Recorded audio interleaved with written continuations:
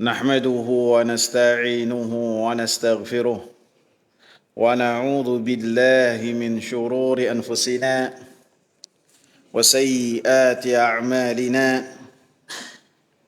من يهده الله فلا مضل له ومن يضلل فلا هادي له أشهد أن لا إله إلا الله وأشهد أن محمدا عبده ورسوله اللهم صل وسلم وبارك على نبينا محمد وعلى آله وصحبه ومن اتبع بهداه إلى يوم القيامة وبعد.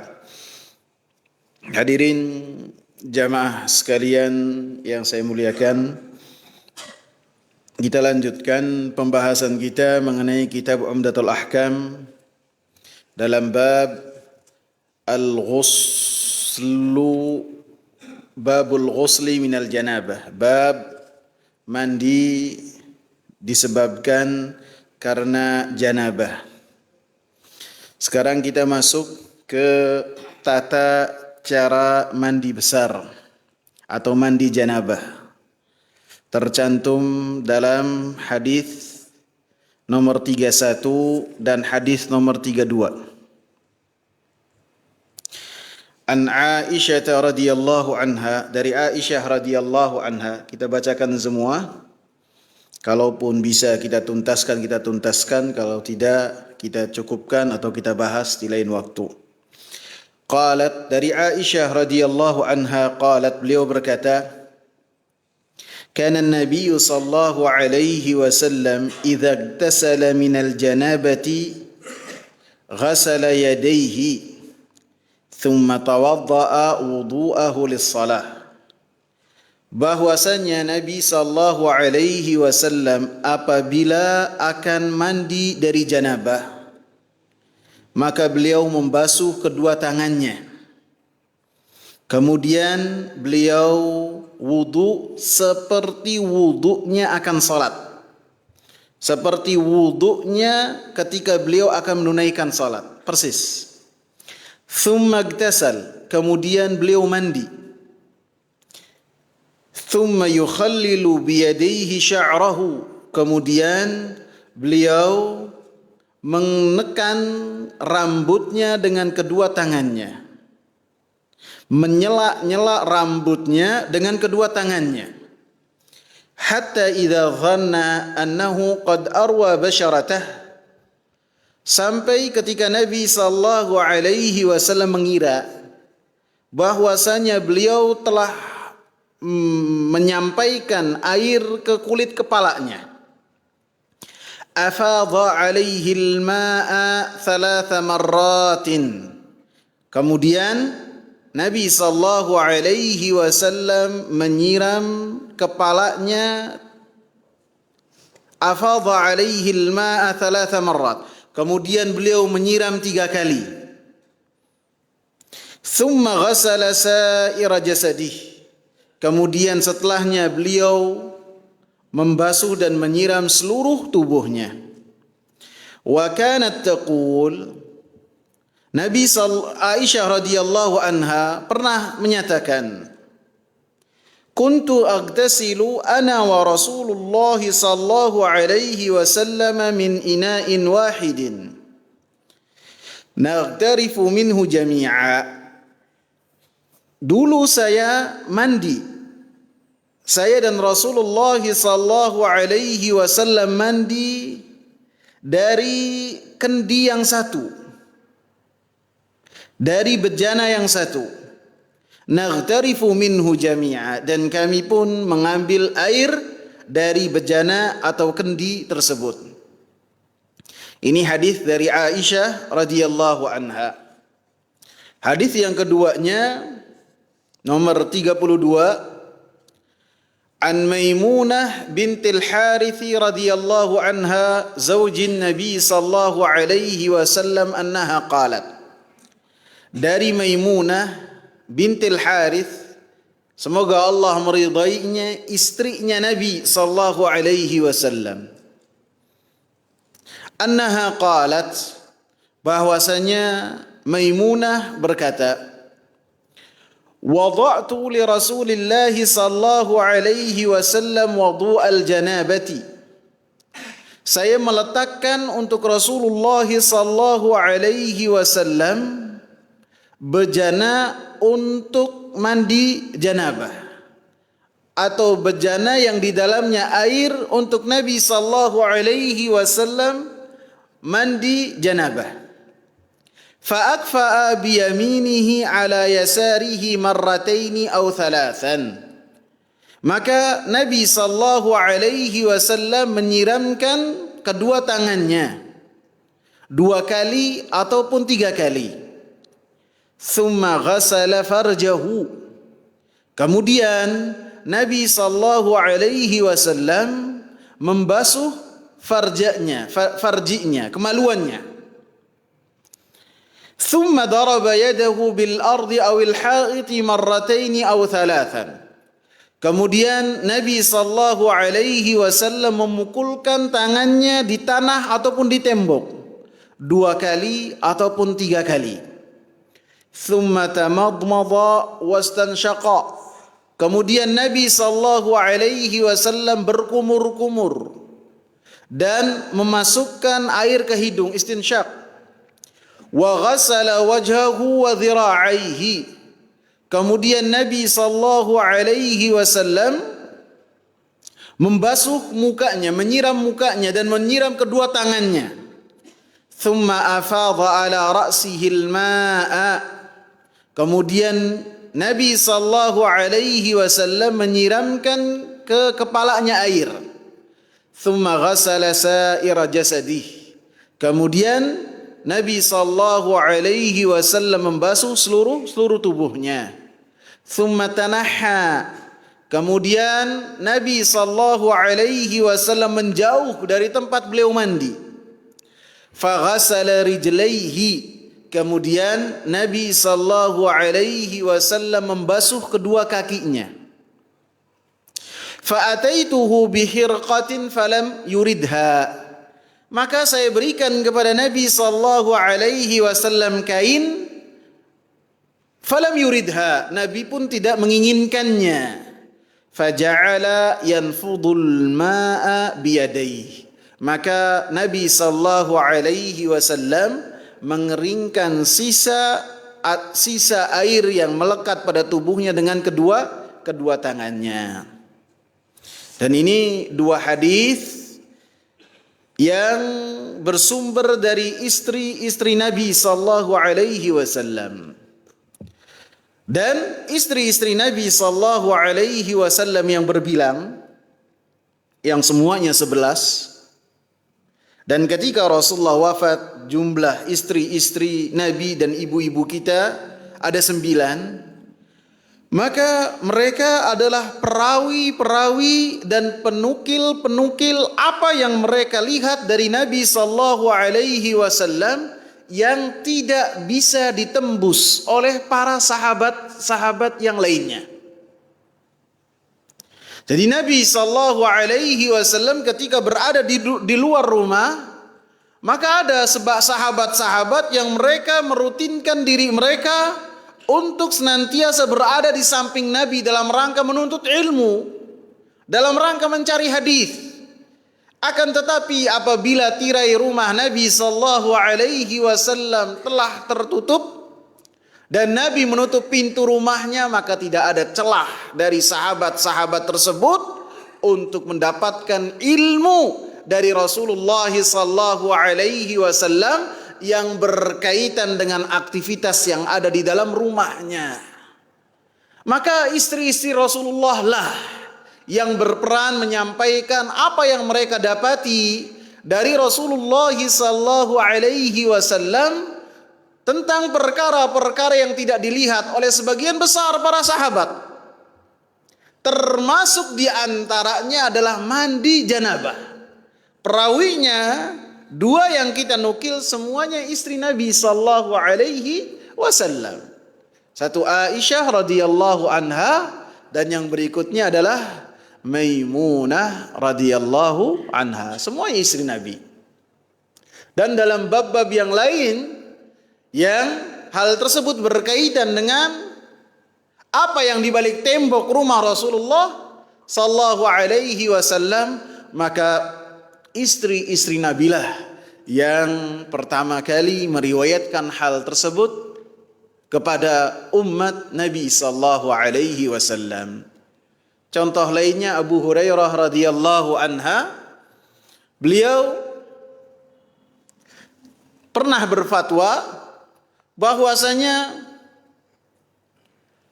seseorang yang mendapati waktu subuh dalam keadaan janabah, maka tidak boleh berpuasa. Fatwa ini. Dan beliau pun landaskan dengan hadis dari Nabi. Beliau sebutkan hadis tersebut dari Fadl Ibnu Abbas. Maka ketika hal ini sampai kepada Aisyah radhiyallahu anha, sampai kepada Ummu Salamah radhiyallahu anha, dua lumbung ilmu yang berkaitan dengan kehidupan pribadi Nabi sallallahu alaihi wasallam, maka keduanya mengatakan laqad kadzaba Abu Hurairah. Dalam perkara ini Abu Hurairah dusta. Dalam perkara ini Abu Hurairah tidak tepat. Jadi yang namanya kadzaba itu bisa artinya dusta, bisa artinya janabah shawab, tidak tepat, keliru. Kemudian keduanya menceritakan laqad kana Rasulullah sallallahu alaihi wasallam yudrikuhul fajru wa huwa junubun min ahlihi. Pernah suatu ketika Rasulullah sallallahu alaihi wasallam mendapati waktu fajar, azan dikumandangkan dan beliau dalam keadaan junub setelah mendatangi istrinya. Tsumma yagtasilu tsumma yasum. Apa yang dilakukan oleh Nabi? Nabi mandi janabah, dan setelahnya beliau berpuasa. Jadi apa yang difatwakan dan dinyatakan oleh Abu Hurairah langsung dibantah oleh Aisyah, oleh Ummu Salamah radhiyallahu anhum. Dan Abu Hurairah radhiyallahu anhu mengetahui kapasitasnya, sehingga rujuk kepada perkataannya istri-istri Nabi sallallahu alaihi wasallam. Kemudian dua hadis yang menceritakan sifat mandi Nabi sallallahu alaihi wasallam. Sebelum kita membahas di dalam perbedaan dua hadis ini, kedua hadis yang disebutkan yang bersumber dari Aisyah dan dan Maimunah radhiyallahu anhuma, maka keduanya membahas tentang mandi janabah yang sifatnya itu adalah kamal, kesempurnaan. Dan seperti yang pernah saya sebutkan, kalau tidak salah di pertemuan yang kedua di majelis ini, Majelis Umratul Ahkam, bahwasanya mandi besar itu atau mandi janabah ada dua. Yang pertama ijza, yang artinya mandi cukup. Yang kedua kamal, yang sempurna dan menyeluruh. Yang ijza, yang mencukupkan, artinya tidak ada rentetan detail seperti yang diceritakan oleh Aisyah radhiyallahu anha. Tidak. Atau seperti yang diceritakan oleh Maimunah radhiyallahu anha. Cukup hanya memperhatikan perkara-perkara yang rukun saja. Ada yang ingat rukunnya apa? Cuma dua. Yang satu niat. Niat ada dalam hati. Yang kedua iya. Jadi seluruh tubuh kena dengan air tersebut. Termasuk diantaranya adalah madmadah, berkumur dan memasukkan air ke hidung. Termasuk menyeluruhkan air ke tubuh, karena itu adalah bagian dari wajah. Sehingga disebutkan oleh Maimunah radhiyallahu anha bahwasanya Rasulullah sallallahu alaihi wasallam ketika mandi besar tamadmada wastansyak. Beliau berkumur dan memasukkan air ke hidung. Jadi cukup dengan dua rukun ini saja. Dua rukun. Seperti yang saya sebutkan, apabila seorang itu mendapati kolam renang, kemudian dia memiliki hadas besar, maka cukup dia masuk dengan 1 kali cemplungan, ya. Yang penting ada niat, ya, air. Yang penting ada niat. Kemudian dia langsung masuk. Setelah itu keluar, setelah itu sudah selesai. Yang penting memastikan untuk masukkan air ke istinsyak dan madmadah. Masukkan air ke hidung dan berkumur-kumur. Cukup, udah selesai. Darinya itu mandi besar. Dan ini pernah terjadi pada Nabi SAW. Bukan masuk ke dalam kolam renang, bukan. Pernah terjadi ketika Nabi SAW akan menunaikan salat berjamaah. Ketika Nabi SAW bersiap merapikan saf, kemudian Nabi mengatakan apa kepada para sahabat? Makanakum. Tetap di tempat kalian. Tetap di tempat kalian. Apa yang Nabi lakukan? Pulang ke rumahnya. Kemudian datang lagi dalam keadaan rambutnya itu basah. Tubuhnya itu basah, menunjukkan ketika beliau sudah ada di depan saf dalam keadaan junub. Dan kemudian ingat ketika akan masuk ke dalam sholat, maka langsung ke rumahnya dan mandinya itu dengan cara ijza, dengan cara menyukupkan dengan apa yang seperti yang sudah saya bahas. Kemudian yang berikutnya, dua hadis ini yang diceritakan oleh Aisyah radhiyallahu anha dan Maimunah radhiyallahu anha ada sedikit perbedaan. Yang pertama perbedaannya adalah ketika mengambil air wudu. Dua-duanya menceritakan bahwasanya Nabi SAW mengawalinya dengan wudu. Adapun di hadis Maimunah radhiyallahu anha, maka Rasulullah SAW ketika mengambil air wudu tidak membasuh kakinya. Nanti membasuh kakinya di akhir mandi. Adapun di hadis yang disebutkan oleh Aisyah radhiyallahu anha bahwasanya Nabi SAW wudunya itu dalam ketika dia mandi besar langsung di permulaan dan menyeluruh sampai kakinya. Dan sifat-sifat yang berkaitan, sifat tata cara mandi besar Nabi SAW yang sempurna, yang kamal, itu semuanya menjelaskan bahwasanya wudu itu di depan. Tidak ada satu riwayat pun yang menceritakan dan menyatakan bahwasanya wudunya itu di belakang. Dan wudu di depan ini mencukupkan untuk seseorang setelahnya langsung sholat. Tidak perlu wudu lagi.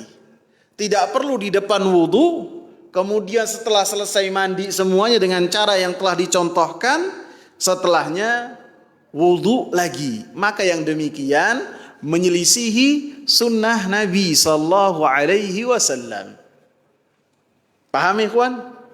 Wudunya itu di depan. Cuma perbedaan hadis Aisyah dan hadis Maimunah, untuk kaki maka hadis Maimunah mengakhirkan. Yang kedua, di hadis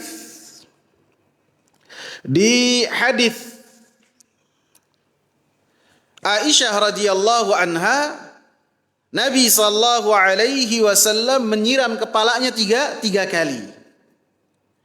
Adapun di hadis Maimunah radhiyallahu anha, maka hanya mencukupkan dengan menyiram kepalanya saja. Tidak ditentukan berapa kali dalam menyiramnya. Kemudian yang berikutnya juga perbedaannya adalah ketika menjauh dari tempat dia mandi. Dan di hadis Aisyah radhiyallahu anha hal ini tidak ada. Maka para ulama ridwanullahi alaihim ketika membahas tentang hal ini, di antara dua hadis ini manakah yang lebih afdal? Penulis kitab ini Salim bin Eid al-Hilali hafizahullah, beliau mengatakan seharusnya dua tata cara mandi besar ini dilakukan. Satu yang demikian, nanti kapan lagi demikian. Adapun para ulama terdahulu, di antaranya Al-Imam Ahmad bin Hanbal rahimahullah, beliau mengatakan hadis Aisyah beliau kedepankan daripada hadis Maimunah radhiyallahu anha. Dan ini pendapat sebagian besar para ulama. Karena di dalam hadis Aisyah radhiyallahu anha, lafaz yang disebutkan oleh Aisyah radhiyallahu anha, kana Nabi sallallahu alaihi wasallam, bahwasanya Nabi sallallahu alaihi wasallam, terus ditambahkan idza, apabila akan mandi besar, maka apabila dikumpulkan kana kemudian idza, menunjukkan apa yang telah diceritakan oleh Aisyah radhiyallahu anha, itu dilakukan oleh Nabi sallallahu alaihi wasallam terus menerus. Beda dengan hadis Maimunah radhiyallahu anha. Hadis Maimunah radhiyallahu anha terjadi satu kali dilihat oleh Maimunah radhiyallahu anha, dan apa yang dilihat oleh Maimunah radhiyallahu anha diriwayatkan oleh Maimunah, sehingga satu kali saja dan hal ini diceritakan. Beda dengan hadis Aisyah radhiyallahu anha, lebih kuat lafadznya.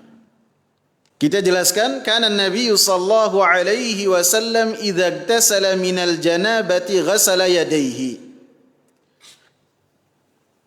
Dan sebelum saya masuk ke dalam hal ini, ke dalam kandungan hadis ini, riwayat tentang Nabi sallallahu alaihi wasallam ketika akan salat dan ingat bahwasanya beliau memiliki janabah, hadas besar, menguatkan apa yang kita bahas pada pertemuan yang sebelumnya.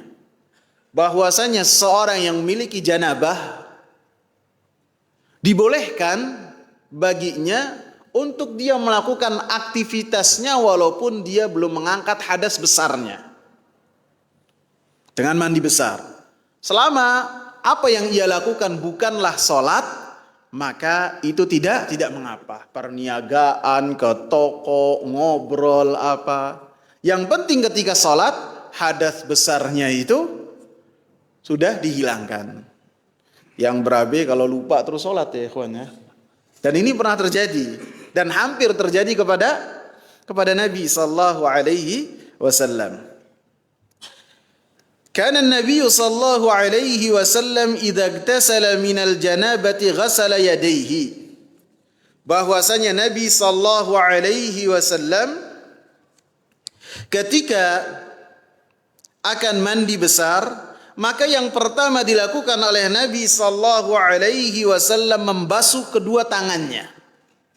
Membasuh kedua tangannya. Membasuh kedua tangan yang pertama, karena hal ini adalah yang pertama kali dilakukan oleh seseorang ketika akan mengambil air wudhu, membasuh kedua tangan. Sehingga ketika seorang akan mandi besar menyerupakan dengan seperti ketika dia akan menunaikan dan mengambil air wudhu, dibasuh dulu kedua tangannya. Lebih-lebih dengan membasuh kedua tangan ini, maka dipastikan apabila ada kotoran, ada najis yang ada di kedua tangannya, maka bisa dihilangkan dengan membasuh kedua tangannya. Tsumma tawadda'a wudu'ahu lis-shalah. Kemudian Nabi sallallahu alaihi wasallam berwudu seperti wudunya yang biasa beliau lakukan ketika akan menunaikan salat. Dari perinciannya, dari awalnya muka dulu berkumur terlebih dahulu, kemudian muka seperti akan salat. Tsumma igtasala, kemudian Aisyah radhiyallahu anha meringkas. Kemudian beliau mandi. Tsumma igtasala. Di dalam Hadis-hadis lain dan hadis yang sahih juga disebutkan bahwasanya ketika beliau menyiramkan di bagian tubuhnya itu, maka beliau membaginya menjadi 3. Pertama di bagian kanan terlebih dahulu, di bagian kanan, kemudian kiri, dan setelahnya tengah. Thumma yukhallilu biyadaihi sya'rahu. Kemudian Nabi sallallahu alaihi wasallam menyela-nyela rambutnya dengan kedua tangannya untuk memastikan bahwasanya air yang disiramkan itu masuk ke dalam rambut. Jadi tidak harus pakai sampo. Yang penting masuk ke dalam rambut, ke dalam kulit rambut, maka itu cukup. Lebih-lebih rambutnya Nabi sallallahu alaihi wasallam seberapa, ikhwan? Iya, sebau. Jadi Nabi sallallahu alaihi wasallam rambutnya itu lebat. Sehingga ketika Nabi sallallahu alaihi wasallam mandi besar dan rambutnya itu beliau siram, maka beliau sela dengan kedua tangannya.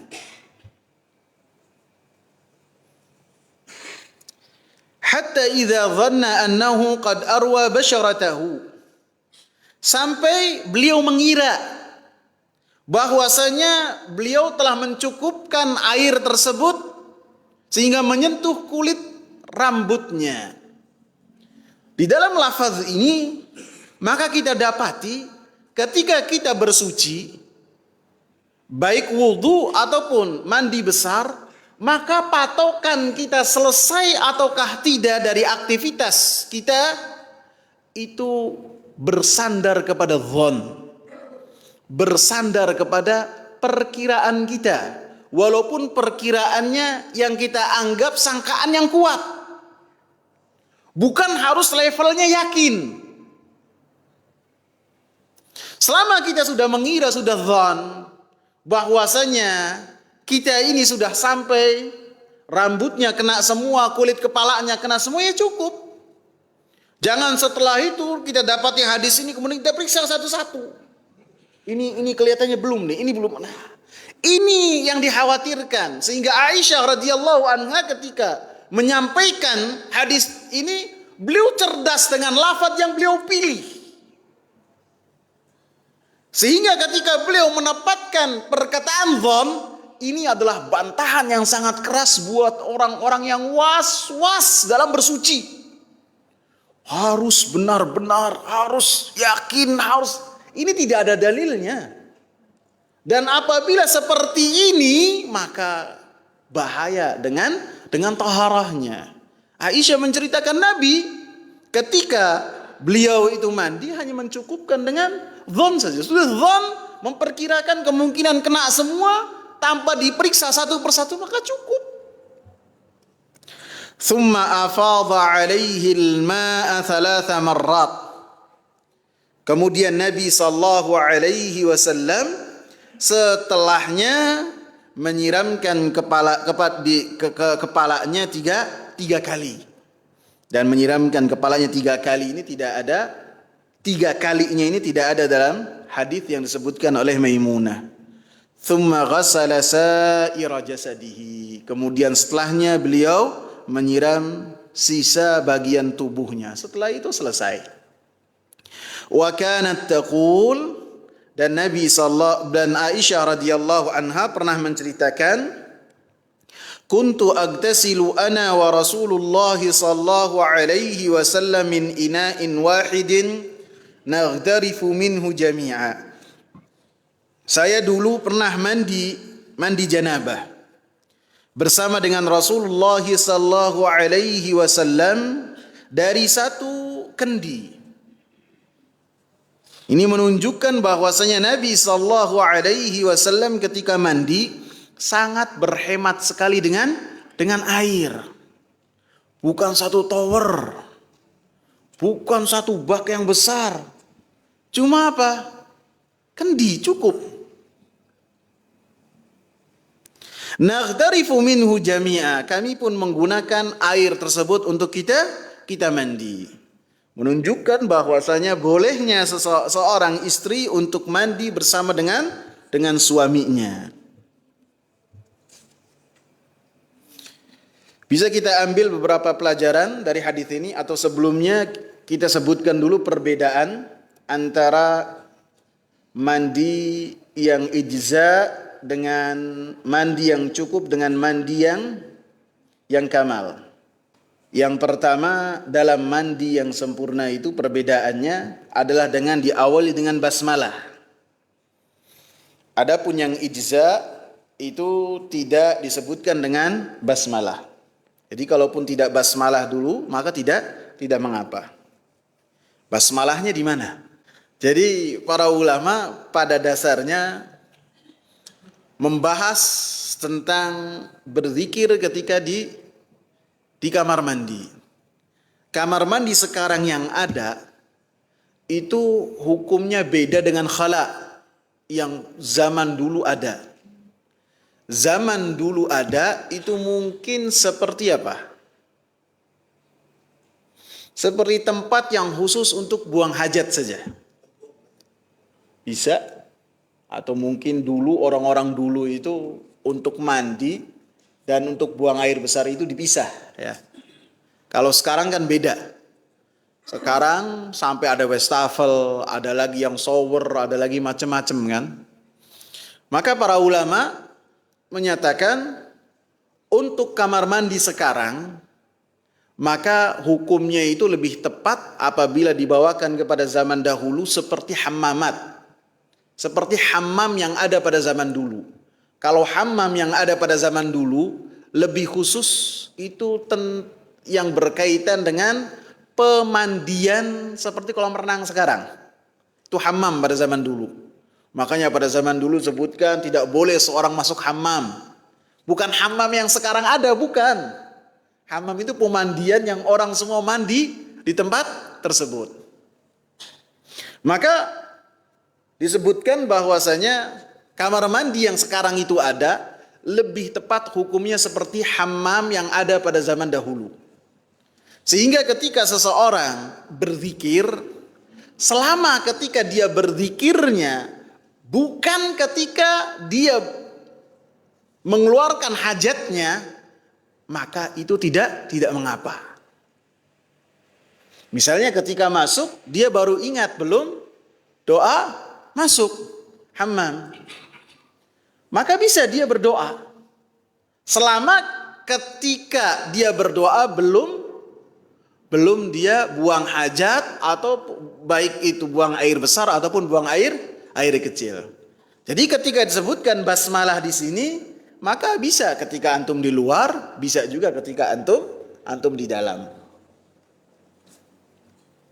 Yang kedua,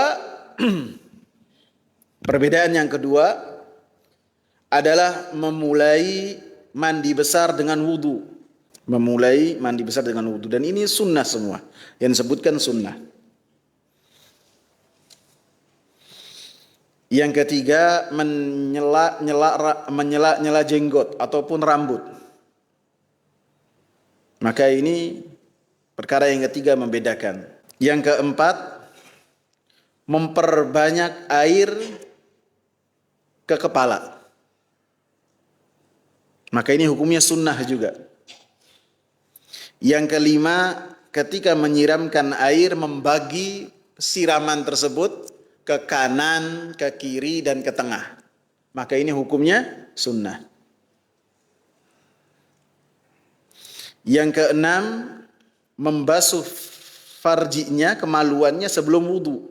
Yang ketujuh, menggunakan sesuatu yang dengan hal tersebut menghilangkan kotoran yang menempel pada tubuhnya. Seperti sabun, ataupun seperti kain. Yang kedelapan, membasuh kedua kakinya setelah keluar dari pemandian dia, tempat dia mandi. Seperti yang tercantum dalam hadits Maimunah. Jadi dengan 8 perincian ini berbeda dengan 2 rukun yang sudah kita sebutkan ketika mandi besar secara cukup. Jadi kalau mandi besar yang secara cukup itu hanya cukup masukkan tubuh ke misalnya ke kolam renang atau ke shower dibuka terus kena semua, atau disiram-siram langsung dengan secara acak. Yang penting memperkirakan bahwasanya kena semua bagian tubuhnya, maka selesai, keluar. Cukup, beda dengan perincian yang tadi kita sebutkan dalam hadis Aisyah radhiyallahu anha. Hadis Maimunah radhiyallahu anha. Setelahnya kita bahas pelajaran-pelajaran dari hadis Aisyah. Nanti periwayatan tentang Maimunah radhiyallahu anha bisa kita sebutkan setelah kita membahas hadis-hadisnya. Maimunah bintul Harits radhiyallahu anha menceritakan, wada'tu li Rasulillah, istri kepada suami dengan berkhidmah kepada suami. Sehingga seorang Maimunah saja menyiapkan anha bahwasanya tangannya sudah mulai keras. Asma binti Abu Bakar radhiyallahu anha, apa aktivitas beliau ketika beliau berkhidmah kepada suami sampai beliau menyiapkan air dan mengambil air dari sumur. Ini Asma, ini anaknya konglomerat pada zaman itu. Ketika Zubair membutuhkan satu perkara, maka Asma radhiyallahu anha menyiapkan segala keperluan. Bahkan kuda yang akan ditunggangi oleh Zubair suaminya disiapkan oleh Asma. Menunjukkan apa? Bahwasanya termasuk husnul isyrah, perbuatan baik dalam bergaul kepada suami dari seorang istri, maka seorang istri harus berkhidmah kepada suaminya. Dan yang berikutnya juga bahwasanya seorang yang akan mandi ataupun bersuci, maka ketika dia akan bersuci dianjurkan untuk mempersiapkan apa yang ia butuhkan. Ketika dia membutuhkan air, ia pastikan kerannya itu jalan terlebih dahulu. Sehingga apabila kerannya tidak jalan, ya ngangsu ya. Ngangsu, ngambil dulu, siapkan. Anduknya disiapkan, pakaiannya disiapkan. Dan hal-hal yang bisa jadi kita anggap suatu hal yang remeh ataupun biasa dibahas oleh para ulama ketika mereka membahas tentang potongan hadis ini. Fa'akfa'a biyaminihi ala yasarihi marrataini aw thalathan. Maka beliau menyiramkan air dari tangan kanan ke tangan kiri dan sebaliknya 2 kali ataupun tiga kali. Dan ini untuk setelahnya tangan inilah yang akan membersihkan bagian yang lainnya, sehingga dibersihkan terlebih dahulu seperti yang tercantum dalam hadis yang sebelumnya. Tsumma ghassala farjahu. Kemudian Nabi sallallahu alaihi wasallam membasuh farjinya, kemaluannya. Menunjukkan bahwasanya seorang istri boleh melihat farji suaminya walaupun tanpa penghalang, baik ketika mandi ataupun ketika berhubungan badan. Dan begitu juga sebaliknya. Dan tidak ada dalil-dalil yang melarang tentang hal tersebut. Karena apabila hal ini dilarang, pastinya Maimunah radhiyallahu anha tidak akan menceritakan hal tersebut. Akan tetapi Maimunah radhiyallahu anha menceritakan hal tersebut menunjukkan bahwasanya boleh untuk antara pasangan suami dan istri itu saling melihat di antaranya dan tanpa batas. Tanpa batas. Dan begitu juga dari hadis Aisyah radhiyallahu anha ketika beliau menceritakan bahwasanya beliau mandi bersama dengan Nabi sallallahu alaihi wasallam, menunjukkan tidak ada aurat di antara keduanya. Karena sudah menjadi suami istri. Dan ini adalah menyelisihi dengan apa yang sebagian kita dengar, tidak boleh karena ini, karena itu, karena ini, maka itu semua terbantahkan dengan apa yang telah diriwayatkan oleh Maimunah dan apa yang diceritakan oleh Aisyah radhiyallahu anha. Thumma daraba yadahu bil ardi awil ha'iti marrataini aw thalathan. Kemudian Nabi sallallahu alaihi wasallam memukulkan tangannya ke tanah ataupun ke tembok. 2 kali ataupun 3 kali. Maka memukulkan tangan ke tembok ataupun ke tanah, ini artinya membersihkan kedua tangannya apabila tangannya itu ada kotoran. Sehingga sebagian ulama ketika menjelaskan hadis ini, lafaz ini, maka untuk zaman kita bisa diganti dengan apa, ikhwan? Dengan sabun. Bisa dibersihkan dengan sabun. Setelah membersihkan farji, kemudian kita mengambil sabun, dibersihkan kedua tangan kita dengan sabun dan kemudian dibasuh lagi kedua tangan kita. Dilakukan 2 kali ataupun 3 kali. Thumma tamadwada wastanshaq. Kemudian Nabi sallallahu alaihi wasallam berkumur dan Nabi sallallahu alaihi wasallam beristinsyak. Dan di antara bentuk apa yang diceritakan dalam sifat wudu yang sempurna ini pengecualiannya, termasuk dari perkara-perkara yang termasuk dari rukza tadi.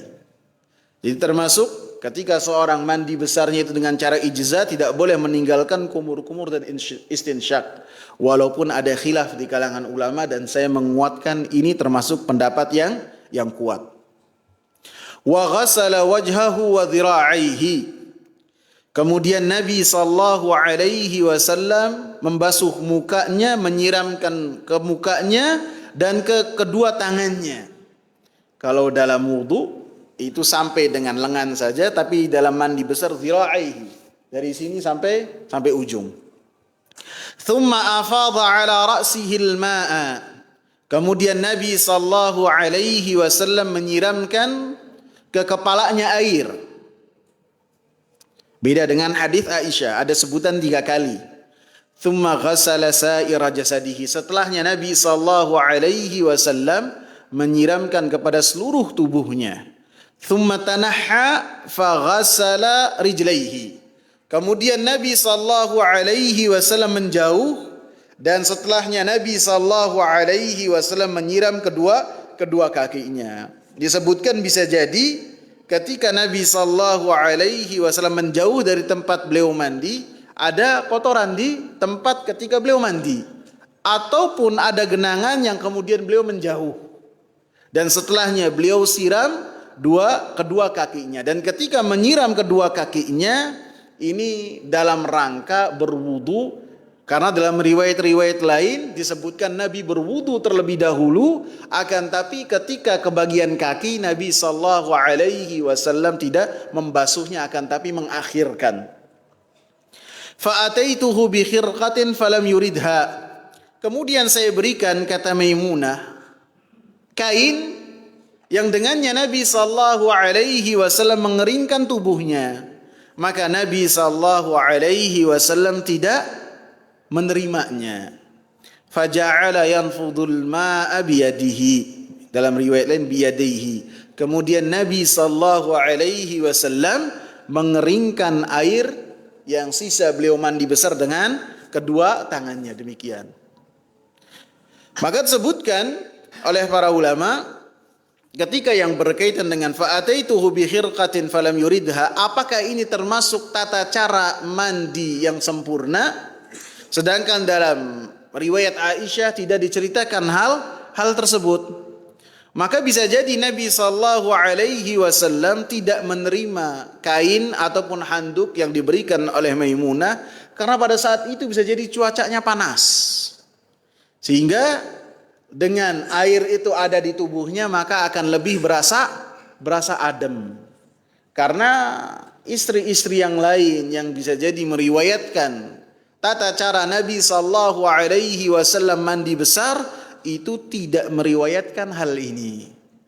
Adapun dalam hadis Ummu Salamah disebutkan bahwasanya ketika Nabi sallallahu alaihi wasallam selesai mandi besar, diberikan kain, kemudian Nabi sallallahu alaihi wasallam mengusap tubuhnya dengan kain tersebut. Beda dengan riwayat Maimunah. Jadi ditempatkan bisa jadi ketika di hadis Ummu Salamah beda kondisi, beda cuaca, beda musim. Adapun di hadis Maimunah pada saat itu bisa jadi beliau kepanasan sehingga membutuhkan air supaya tetap ada di tubuhnya. Ya, silakan Pak. Wudhu lagi kalau buang air kecil. Tadi dua contoh tadi tidak disebutkan buang hajat lagi. Jadi kalau misalnya selesai kemudian buang air kecil, maka wudhu lagi. Adapun ketika pertengahan kemudian buang air kecil, maka bisa dengan cara wudhu lagi, bisa juga dengan tidak wudhu lagi, akan tapi menyiramkan kepada seluruh tubuh. Menyiramkan kepada seluruh tubuh dan setelahnya dicukupkan mandi tersebut sebagai mengangkat hadas besar dan hadas kecil. Bisa demikian, Pak. Jadi bisa dua-duanya. Paham, Pak? Ya. Tidak, karena yang membatalkan wudhu itu apa yang keluar dari depan dan belakang. Enggak apa-apa. Itu cukup. Ya. Jadi kalau misalnya batalnya itu di akhir setelah dia selesai mandi besar, maka dia wudhu lagi. Tapi apabila di pertengahan dia batal, maka dengan dua cara, bisa dia wudhu lagi, bisa juga dengan cara langsung menyiramkan saja. Sampai selesai dan kena semua, setelahnya hadas besar dan hadas kecil terangkat. Gitu ya. Cukup ya. Kemudian dari dua hadis ini, ikhwan, menunjukkan bahwasanya semua yang dilakukan oleh Rasulullah sallallahu alaihi wasallam adalah hujjah. Termasuk perbuatan-perbuatan Nabi sallallahu alaihi wasallam adalah hujjah. Karena kedua hadis ini yang menceritakan tata cara mandi besarnya Nabi, semuanya dengan apa yang telah dilakukan oleh Nabi sallallahu alaihi wasallam. Bukan Nabi sallallahu alaihi wasallam mengajarkan seorang sahabat tata cara mandi besar, tidak. Akan tetapi apa yang dilakukan oleh Nabi kemudian direkam oleh istri-istrinya dan disampaikan kepada umat ini. Dan sebagian besar ibadah Nabi sallallahu alaihi wasallam memerintahkan, kemudian tata cara ibadah tersebut, maka Nabi sallallahu alaihi wasallam mengajarkannya tata caranya dengan apa yang dilakukan oleh Nabi, dengan perbuatan Nabi, bukan dengan perkataan. Seperti sholat, Nabi menentukan sholat apa itu kepentingannya, jelasnya sholat itu seperti apa kedudukannya. Akan tapi kaifiyah tata cara sholat, Nabi mengatakan sallu kama ra'aitumuni usolli. Sholat kalian seperti kalian melihat saya sholat. Para sahabat ridwanullahi alaihim merekam semua apa yang terjadi dalam sholatnya Nabi sallallahu alaihi wasallam. Sampai Nabi kalau sholat jahriyah, begitu Allahu Akbar diam, kemudian mengucapkan Alhamdulillahi Rabbil Alamin, setelah sholat Abu Hurairah nempel. Ya Rasulullah, ara'aita sukutaka baina takbir wal qiraati ma taqul. Wahai Rasulullah, saya melihat ada jeda antara engkau takbiratul ihram dengan engkau membaca Al-Fatihah. Apa yang kau baca? Karena dalam sholat tidak ada diem, apalagi ngelamun. Semua dalam sholat itu membaca, ada zikir. Maka Abu Hurairah mengatakan, apa yang kau baca ya Rasulullah dalam sholat engkau? Ketika diam di antara takbiratul ihram dan Al-Fatihah. Begitu juga para sahabat ketika sholat sirriyah. Mengetahui Rasulullah sallallahu alaihi wasallam membaca dalam salatnya dengan gerakan jenggotnya Rasulullah sallallahu alaihi wasallam. Jenggotnya itu bergoyang-goyang.